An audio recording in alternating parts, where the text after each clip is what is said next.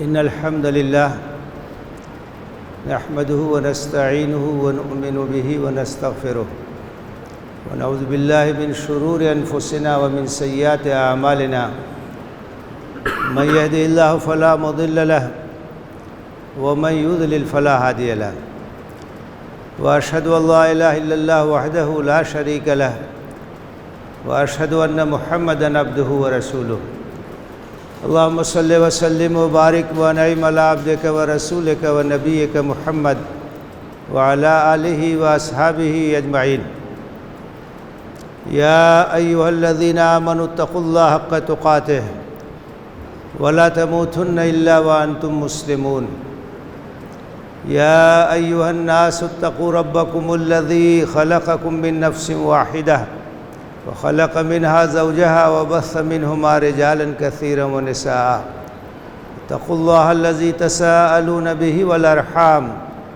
إن الله كان عليكم رقيبا يا أيها الذين آمنوا اتقوا الله وقولوا قولا سديدا يصلح لكم أعمالكم ويغفر لكم ذنوبكم ومن يطع الله ورسوله فقد فاز فوزا عظيما أما بعد فإن أصدق الحديث كتاب الله وخير الهدي هدي محمد صلى الله عليه وسلم وشر الأمور محدثاتها وكل محدثة بدعة وكل بدعة ضلالة وكل ضلالة في النار أعوذ بالله من الشيطان الرجيم بسم الله الرحمن الرحيم شهر رمضان الذي أنزل فيه القرآن هدى للناس وبينات من الهدى والفرقان فمن شهد منكم الشهر فليصم ومن كان مريضا أو على سفر فعدة من أيام أخر يريد الله بكم اليسر ولا يريد بكم العسر ولتكملوا العدة ولتكبروا الله على ما هداكم ولعلكم تشكرون وقال النبي صلى الله عليه وسلم من صام رمضان ایمانا واحتسابا غفر له ما تقدم من ذنبه وقال من قام رمضان ایمانا واحتسابا غفر له ما تقدم من ذنبه۔ محترم حاضرین، ماہ شعبان کا آخری حصہ ہے اور چند روز بعد رمضان کا مبارک مہینہ شروع ہو جائے گا۔ رمضان کا مہینہ خیر اور برکت کا سامان لے کے آتا ہے۔ رمضان کا مہینہ نیکیوں کا موسم بہار ہے۔ رمضان کے مہینے میں اس بات کا موقع ہوتا ہے کہ ہم زیادہ سے زیادہ نیکیاں اپنے دامن میں سمیٹ سکیں۔ اسلاف رمضان کے مہینے کا انتظار کرتے تھے، اس کے لیے تیاری کرتے تھے، اس کا گرم جوشی کے ساتھ استقبال کرتے تھے اور رمضان سے زیادہ فائدہ اٹھانے کی کوشش کرتے تھے۔ ہمیں بھی اپنے آپ کو رمضان سے استفادے کے لیے تیار کرنا چاہیے۔ رمضان کا فرحت اور انبساط کے ساتھ استقبال کرنا چاہیے۔ رمضان کی آمد پر خوشی اور مسرت کا اظہار کرنا چاہیے۔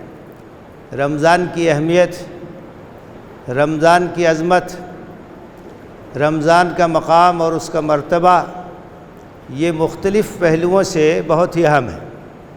اس کی عظمت کے بہت سارے پہلو ہیں۔ اس کی عظمت کا ایک پہلو یہ ہے کہ یہ نزول قرآن کا مہینہ ہے۔ سورہ بقرہ آیت نمبر 285، شہر رمضان الذی انزل فیہ القرآن۔ رمضان کا مہینہ وہ مہینہ ہے جس میں قرآن نازل کیا گیا۔ یہ نزول قرآن کا مہینہ ہے۔ قرآن مجید جیسی نعمت اور قرآن مجید جیسا احسان اللہ تعالیٰ نے انسانوں پر اسی ماہ مبارک میں کیا۔ اس مبارک مہینے کی اہمیت کا ایک پہلو یہ ہے کہ یہ نزول قرآن کا مہینہ ہے۔ شہر رمضان الذی انزل فیہ القرآن، رمضان کا مہینہ وہ مہینہ ہے جس میں قرآن مجید نازل کیا گیا۔ اور قرآن کیا ہے؟ ھدی للناس وبینات من الھدی والفرقان، یہ تمام انسانوں کے لیے ہدایت ہے۔ قرآن تمام انسانوں کے لیے رہنمائی ہے، تمام انسانوں کے لیے روشنی ہے، اور قرآن مجید کے اندر ہدایت کی واضح نشانیاں اور حق اور باطل کے درمیان امتیاز کرنے کے دلائل موجود ہیں، بینات موجود ہیں، براہین موجود ہیں۔ فمن شہد منکم الشہر فلیصم، فرمایا جو کوئی بھی رمضان کا مہینہ پائے اسے چاہیے کہ رمضان کا روزہ رکھے، اور اگر کوئی بیمار ہو، سفر میں ہو، تو وہ روزہ چھوڑ سکتا ہے، دوسرے دنوں میں اس کی قضا کر لے گا، اس کی بھرپائی کر لے گا۔ اللہ تمہارے ساتھ آسانی چاہتا ہے، پریشانی میں تم کو مبتلا کرنا نہیں چاہتا، اور یہ آسانی اس لیے رکھی گئی ہے، قضا کی آسانی، تاکہ رمضان کی تعداد تم پوری کر سکو۔ جتنے روزے بیماری یا سفر کی وجہ سے چھوٹ گئے ہیں، رمضان کے بعد ان کی قضا کر لو، رمضان کی تعداد مکمل ہو جائے۔ وَلِتُكَبِّرُوا اللَّهَ عَلَىٰ مَا هَدَاكُمْ، اور اللہ نے تمہاری ہدایت کا انتظام کیا ہے، اس لیے تم اس کی کبریائی کا اعلان کرو، اس کی بڑائی کا اعلان کرو۔ وَلَعَلَّكُمْ تَشْكُرُونَ، اور تم اس کا شکر ادا کرو۔ تو رمضان کی اہمیت کا ایک پہلو یہ ہے کہ قرآن جیسی عظیم نعمت اس مہینے میں ہم کو حاصل ہوئی، اس لیے مہینہ عظمت رکھتا ہے۔ وہ رات عظمت رکھتی ہے جس میں قرآن مجید کا نزول ہوا، جسے ہم لیلۃ القدر کہتے ہیں، جس کے بارے میں قرآن میں خود کہا گیا ہے کہ وہ 1000 مہینوں سے بہتر ہے برکت کے لحاظ سے۔ تو قرآن وہ چیز ہے جس سے ہماری زندگی منور ہوتی ہے، ہمیں زندگی کا راستہ ملتا ہے، ہمیں رہنمائی ملتی ہے، کیا کرنا ہے کیا نہیں کرنا ہے، یہ ہدایت اور یہ رہنمائی قرآن کے ذریعے سے ملتی ہے۔ تو یہ قرآن رمضان میں نازل ہوا، اس لیے رمضان کی غیر معمولی اہمیت ہے۔ اس کی اہمیت کا ایک پہلو یہ ہے کہ یہ ماہ صیام ہے، روزے کی عبادت کی جو فرضیت ہے اس کا تعلق رمضان سے ہے۔ فمن شہد منکم الشہر فلیصم، رمضان کا مہینہ جو پائے اسے چاہیے کہ رمضان کا روزہ رکھے۔ تو صیام یہ اسلام کے ارکان میں سے ہے۔ بڑی مشہور حدیث ہے، بنی الاسلام علی خمس، اسلام کی عمارت 5 ستونوں پر کھڑی ہے۔ اسلام کا دار و مدار 5 ستونوں پر ہے۔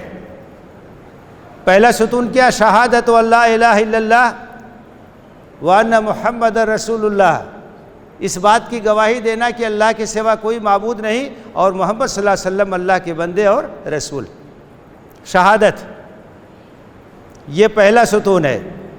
دوسرا ستون ہے اقام الصلاۃ، نماز کا قیام۔ تیسرا ستون ایتاء الزکوٰۃ، زکوٰۃ کی ادائیگی۔ چوتھا ستون ہے صوم رمضان، رمضان کے مہینے کا روزہ۔ اور پانچواں ستون ہے وحج البیت من استطاع الیہ سبیلا، جو لوگ صاحب استطاعت ہے وہ حج کی ادائیگی کریں۔ یہ 5 ارکان ہیں۔ ان 5 ارکان میں سے ایک رکن جس کو ہم صیام کہتے ہیں، روزہ کہتے ہیں، اس کا تعلق اسی مہینے سے۔ رمضان کے مہینے میں روزہ فرض ہے۔ روزہ ایک اہم ترین عبادت ہے، قدیم عبادت ہے، ہر ملت میں ہر امت میں رہی ہے کسی نہ کسی شکل میں، تعداد میں کمی بیشی ہو سکتی ہے، لیکن روزہ ہمیشہ موجود رہا۔ کتب علیکم الصیام کما کتب علی الذین من قبلکم، تم پہ روزے فرض کیے گئے جیسا کہ تم سے پہلے کے لوگوں پہ روزے فرض کیے گئے تھے۔ تو روزہ جیسی عظیم عبادت جو تقویٰ کا سرچشمہ ہے، اس کا تعلق اسی مہینے سے ہے۔ تو عظمت رمضان کا ایک پہلو یہ ہے کہ یہ ماہ صیام ہے۔ اس کا ایک پہلو یہ بھی ہے کہ یہ ماہ قیام لیل ہے۔ یوں تو سال بھر ہمیشہ قیام لیل کی اہمیت ہے، فضیلت ہے، رات کی نماز، تہجد کی نماز، فرض نمازوں کے بعد جو اہم ترین نماز ہے وہ قیام لیل ہے۔ نبی صلی اللہ علیہ وسلم جس کا اہتمام کرتے تھے کہ رات کے پچھلے پہر میں اپنے بستر کو چھوڑ دینا اور اللہ کے سامنے ہاتھ باندھ کے کھڑے ہو جانا، جو سکون کا وقت ہوتا ہے، انتہائی سکون کا وقت ہوتا ہے۔ اس وقت آدمی جو کچھ پڑھتا ہے، جو عبادت انجام دیتا ہے، اس کا غیر معمولی اثر پڑتا ہے۔ تو یہ قیام لیل یہ سال بھر مطلوب ہے، لیکن رمضان کے مہینے میں اس کی اہمیت اور زیادہ بڑھ جاتی ہے۔ اس لیے آپ نے فرمایا من قام رمضان ایمانا واحتسابا غفر لہ ما تقدم من ذنبہ، کہ جو لوگ رمضان کے مہینے میں ایمان کے ساتھ، اخلاص کے ساتھ قیام لیل کرتے ہیں، تہجد کی نماز پڑھتے ہیں، ان کے گناہوں کی بخشش ہو جاتی ہے۔ من صام رمضان ایمانا واحتسابا غفر لہ ما تقدم من ذنبہ، جو لوگ رمضان میں روزے رکھتے ہیں ایمانداری کے ساتھ، اخلاص کے ساتھ، اللہ کی رضا کے لیے، ان کے گناہوں کی بخشش ہو جاتی ہے۔ تو اس مہینے کی ایک خصوصیت یہ بھی ہے کہ یہ قیام رمضان کا مہینہ ہے، یہ قیام لیل کا مہینہ ہے۔ خاص طور سے اس میں قیام لیل کی فضیلت ہے اور اس کی اہمیت ہے۔ اس کی ایک خصوصیت یہ بھی ہے کہ یہ مواسات اور ہمدردی کا مہینہ ہے۔ اس مہینے میں ہمدردی کے جذبات بہت زیادہ ابھر جاتے ہیں۔ چنانچہ آپ دیکھتے ہیں کہ رمضان کے مہینے میں لوگ دل کھول کے خرچ کرتے ہیں، غریبوں کی مدد کرتے ہیں، صدقہ کرتے ہیں، خیرات کرتے ہیں، محتاجوں کی مدد کرتے ہیں، غریبوں کے کام آتے ہیں۔ اس کی ایک وجہ یہ بھی ہے کہ رمضان کے مہینے میں ہر انسان بھوک اور پیاس کی تکلیف کو محسوس کرتا ہے، چاہے وہ خوشحال ہو، چاہے وہ تنگ حال ہو، سب کو روزہ رکھنا ہے۔ اب گرمی کا مہینہ ہے، شدید مہینہ ہے، اپریل کی گرمی، اس میں روزہ رکھنا ہے، صبح سے شام تک بھوک بھی لگے گی، پیاس بھی لگے گی۔ تو ایک خوشحال آدمی، مالدار آدمی جب بھوک اور پیاس کی تکلیف سے گزرتا ہے، تجربہ کرتا ہے، تو اس کو احساس ہوتا ہے کہ ہمارے کتنے پڑوسی ہیں، محلے میں رہنے والے کتنے لوگ ہیں، گاؤں میں رہنے والے کتنے لوگ ہیں جو فقر اور فاقہ کی مصیبت کا شکار ہے، جو سال کے باقی دنوں میں بھی مجبور ہیں، ان کے پاس کھانے کے لیے نہیں ہے۔ ہمدردی کا جذبہ پیدا ہوتا ہے، آدمی انفاق کرتا ہے، خرچ کرتا ہے۔ نبی صلی اللہ علیہ وسلم بہت فیاض تھے، بہت خرچ کرنے والے تھے۔ حضرت عائشہ صدیقہ رضی اللہ تعالیٰ عنہ بیان کرتی ہیں کہ رمضان کے مہینے میں تو آپ کا جو انفاق تھا وہ بالکل شباب پہ ہوتا تھا، ہواؤں سے زیادہ فیاض ہو جاتے تھے۔ الریح المرسلہ، یہ ہوائیں جو چلتی ہیں جن کا فیض سب کے لیے عام ہے، تشبیہ دی گئی ہے کہ یہ جو ہوائیں تیز چلتی ہے اس سے بھی زیادہ آپ فیاض ہو جاتے تھے۔ تو یہ مواسات کا مہینہ ہے، یہ ہمدردی کا مہینہ ہے، یہ انفاق کا مہینہ ہے، اس لیے بھی اس کی اہمیت ہے۔ اور یہ صبر اور ثبات کا مہینہ ہے، صبر اور استقامت کا مہینہ ہے، تحمل اور برداشت کا مہینہ ہے۔ مومن کی ایک مخصوص صفت ہے کہ اس کے اندر صبر اور ثبات، استقامت، قربانی کا جذبہ ہوتا ہے، مشکلات میں وہ ڈٹا رہتا ہے، کیونکہ یہ زندگی تو آزمائشوں سے عبارت ہے۔ آپ کے اندر اگر صبر نہیں ہے، آپ کے اندر اگر تحمل نہیں ہے، آپ کے اندر اگر قوت برداشت نہیں ہے، تو آپ اس امتحان میں کامیاب نہیں ہو سکتے ہیں۔ صبر ضروری ہے، ہمت ضروری ہے، استقامت ضروری ہے، اور روزہ یہ صبر کا سرچشمہ ہے۔ مشق ہوتی ہے، بھوک لگی ہے لیکن آدمی کھانا نہیں کھاتا ہے، پیاس لگی ہے لیکن پانی نہیں پیتا ہے، تکلیف برداشت کرتا ہے، تو اس کے اندر صبر کی صفت پیدا ہوتی ہے، اس کے اندر ہمت پیدا ہوتی ہے، استقامت پیدا ہوتی ہے، قربانی کا جذبہ پیدا ہوتا ہے۔ اس لیے اس کو شہر الصبر کہا جاتا ہے کہ صبر کا مہینہ ہے، یہ مواسات کا مہینہ ہے، یہ ہمدردی کا مہینہ ہے یہ۔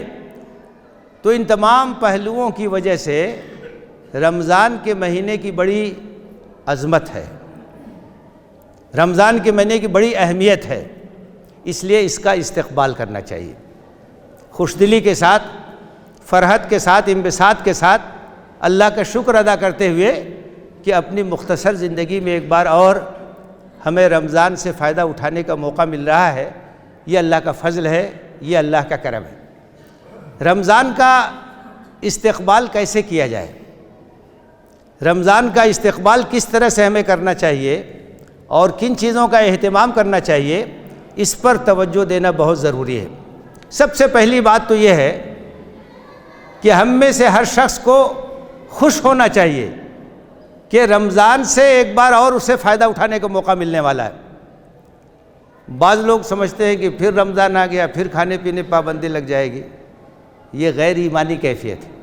خوشی ہونی چاہیے کہ آپ کو رمضان کی برکتوں سے فائدہ اٹھانے کا موقع ملنے والا ہے۔ جیسے ایک تاجر ہوتا ہے تو جب خاص سیزن آتا ہے تو بہت خوش ہوتا ہے وہ کہ خوب بکری ہوگی، اور پہلے سے تیاری کرتا ہے اور اپنی دکان میں تمام سامان پہلے سے لا کر کے بھر لیتا ہے کہ اب یہ سیزن آ گیا ہے لگن کا، اس میں خوب بکری ہوگی۔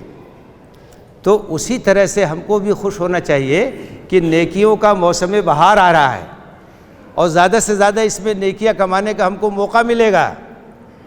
تو بہت خوشی کے ساتھ اور بہت انبساط کے ساتھ، بہت فرحت کے ساتھ رمضان کے استقبال کی تیاری ہونی چاہیے۔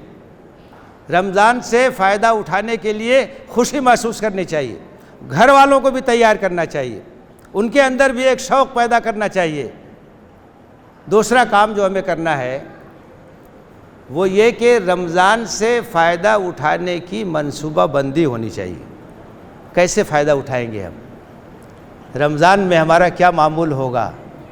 رمضان کی راتوں سے، رمضان کے دنوں سے کس طرح سے استفادہ کریں گے؟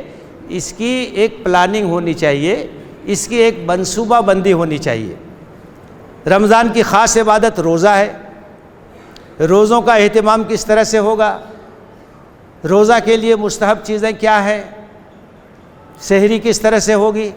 رمضان کا دن کس طرح سے ہم گزاریں گے؟ افطار کا کس طرح سے اہتمام ہوگا؟ تو یہ پلاننگ کا ایک حصہ ہونا چاہیے کہ جو روزہ ہے وہ ہمارا زیادہ سے زیادہ بہتر ہو اور اس کے اثرات ہماری زندگی پر مرتب ہو۔ روزوں کا اس طرح سے اہتمام ہم کریں۔ ظاہر ہے کہ روزہ جو ہے وہ صرف اس بات کا نام نہیں ہے کہ ہم صبح سے شام تک کھانے پینے اور اس طرح کی چیزوں سے رکے رہیں۔ روزہ تو اس بات کا ہے کہ ہم گناہوں سے رکیں، ہم اپنی نگاہ کا بھی روزہ رکھیں، ہم اپنے کان کا بھی روزہ رکھیں، ہم اپنی زبان کا بھی روزہ رکھیں، ہم اپنے ہاتھ کا بھی روزہ رکھیں، ہم اپنے پیر کا بھی روزہ رکھیں۔ پورا وجود ہمارا روزہ دار ہونا چاہیے۔ تو اس کی پلاننگ ہونی چاہیے کہ روزہ ہمیں کس طرح سے رکھنا ہے۔ دوسری پلاننگ یہ ہونی چاہیے کہ نمازوں کا اہتمام اور کس طرح سے ہمیں بڑھانا ہے۔ ظاہر ہے کہ جو فرض نماز ہے وہ ہمیشہ فرض ہے، رمضان میں بھی فرض ہے، رمضان کے علاوہ بھی فرض ہے، ہمیشہ پڑھنی ہے اور اہتمام کے ساتھ پڑھنا ہے، جماعت چھوٹنے نہ پائے، آگے پیچھے کی سنتیں نہ چھوٹے، نماز کے فرض نماز کے ساتھ نوافل کا اہتمام، سنن مؤکدہ کا اہتمام۔ تو نماز کے تعلق سے اپنے آپ کو اور زیادہ مستعد رکھنے کی کوشش کرنا یہ ہماری پلاننگ کا حصہ ہونا چاہیے۔ اور اسی کے ساتھ ساتھ قیام لیل جس کی بڑی فضیلت ہے اور جس کے بارے میں یہ کہا گیا ہے کہ جو ایمان اور اخلاص کے ساتھ قیام لیل کرے گا تو اس کے گناہوں کی بخشش ہو جاتی ہے، تو اس کے لیے بھی ہمیں منصوبہ بندی کرنی چاہیے، اطمینان کے ساتھ قیام لیل ہو۔ لوگ سوچتے ہیں کہ کس مسجد میں سب سے مختصر تراویح ہوتی ہے وہاں جا کے پڑھ لو۔ بھائی جتنا وقت لگے گا اتنا ثواب ملے گا، اور ایسے حافظ کے پیچھے پڑھیے جو اطمینان سے پڑھتا ہو، رک رک کے پڑھتا ہو، ٹھہر ٹھہر کے پڑھتا ہو۔ وَرَتِّلِ الْقُرْآنَ تَرْتِيلًا، سورہ مزمل میں فرمایا کہ قرآن کو ٹھہر ٹھہر کے پڑھو، اطمینان کے ساتھ پڑھو۔ تو تراویح کی نماز شوق کے ساتھ پڑھیے، اور اگر تراویح کے اندر پورا قرآن سننے کا موقع مل جائے تو یہ تو اور ثواب کی بات ہے۔ قرآن تو جس وقت بھی پڑھے آپ کو ثواب ہے، نماز کی حالت میں قرآن کو پڑھنا اور قرآن کو سننا یہ غیر معمولی بات ہے۔ پورا قرآن رمضان میں اگر نماز تراویح میں سننے کا موقع مل جائے تو بہتر ہے۔ بعض جگہوں پہ ایسا ہوتا ہے 20 رکعت تراویح ہوتی ہے تو اچھے خاصے لوگ 8 رکعت کے بعد چلے جاتے ہیں، پورا قرآن تو نہیں سن پائیں گے وہ۔ اگر 8 رکعت پڑھنی ہے تو ایسی مسجد میں پڑھیے جہاں 8 رکعت تراویح ہوتی ہے، پورا قرآن سننے کا موقع ملے گا۔ 20 رکعت جہاں ہوتی ہے تو وہاں آپ ہمت کے ساتھ جائیے، 20 رکعت پڑھیے تو پورا قرآن آپ کو سننے کا موقع ملے گا۔ تو تراویح اہتمام کے ساتھ پڑھیے، اور ایک بات یاد رکھیے کہ تراویح کا تعلق پورے رمضان سے ہے۔ ہوتا کیا ہے کہ رمضان کے شروع میں بڑا شوق نظر آتا ہے اور بڑی بھیڑ بھاڑ نظر آتی ہے اور کئی صف لگ جاتی ہے، اور دھیرے دھیرے دھیرے تعداد جو ہے کم ہونے لگتی ہے۔ حالانکہ جیسے رمضان آگے بڑھتا ہے تو اس کی اہمیت اور اس کی فضیلت اور آگے بڑھتی ہے، یہاں تک کہ آخری عشرے میں رمضان جو ہے اپنے شباب پہ ہوتا ہے اجر و ثواب کے لحاظ سے، آخری عشرے میں ہم لوگ بالکل سست پڑ جاتے ہیں۔ تو تراویح کی نماز شوق کے ساتھ، اہتمام کے ساتھ، پھر یہ بات بھی ہونی چاہیے ہماری پلاننگ کا حصہ کہ چونکہ یہ قرآن کے نزول کا مہینہ ہے، اس لیے اس مہینے میں قرآن سے ہمارا تعلق اور زیادہ مضبوط ہوگا، قرآن سے ہماری دلچسپی اور زیادہ بڑھے گی، قرآن سے ہمارا شغف اور زیادہ بڑھے گا، زیادہ وقت دیں گے قرآن کے لیے، اور تھوڑے سے اہتمام کی ضرورت ہے۔ اگر ہم ایسا کریں، اذان ہوتے ہی مسجد میں آ جائیں، سنت پڑھنے کے بعد قرآن کی تلاوت کریں، نماز ہو جائے، نماز کے بعد سنت پڑھنے کے بعد 10 منٹ تلاوت کر لیں، تو اس طرح سے روزانہ کافی وقت مل جائے گا، اور ہمارے لیے بہت آسان ہوگا کہ یومیہ ہم آسانی کے ساتھ 1.5-2 پارہ پڑھ لیں۔ اس طرح سے اطمینان کے ساتھ ہم 2 قرآن ختم کر سکتے ہیں۔ اور قرآن سے تعلق کا مطلب صرف تلاوت نہیں ہے، بلکہ قرآن کو سمجھنے کی کوشش بھی کرنا ہے۔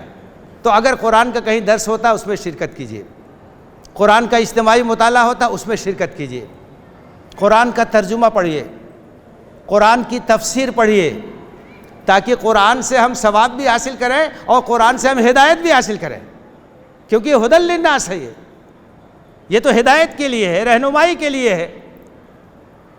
کتاب انزلناہ الیک مبارک لیدبروا آیاتہ ولیتذکر اولو الالباب، یہ ایک مبارک کتاب ہے جس کو ہم نے نازل کیا ہے تاکہ لوگ اس کی آیتوں پر غور کریں اور اس سے نصیحت حاصل کریں۔ تو جب تک سمجھیں گے نہیں، جب تک ترجمہ نہیں پڑھیں گے، جب تک تفسیر نہیں پڑھیں گے، تو آیتوں پر غور کیسے کریں گے؟ نصیحت کیسے حاصل کریں گے؟ سبق کیسے حاصل کریں گے؟ ہدایت کیسے حاصل کریں گے؟